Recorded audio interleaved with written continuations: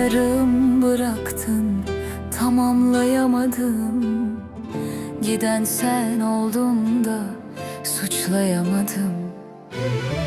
Bir yangın düştü kalbimin içine, ne söndürebildim, ne anlatabildim. Şimdi geceler sen kokuyor, bu şehir üstüme geliyor. Herkes mutlu gibi görünürken içimde kıyamet kopuyor.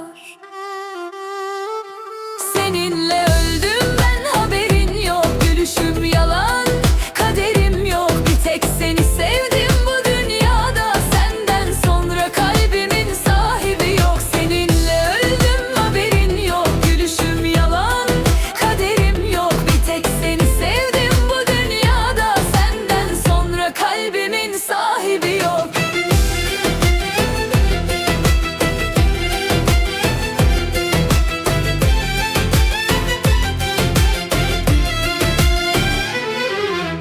Dönsen bile aynı olmaz hiçbir şey.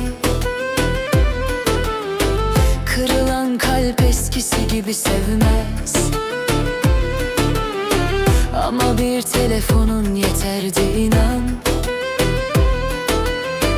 Bu ömür seni beklemekle geçmez. Şimdi geceler sen kokuyor, bu şehir üstüme geliyor.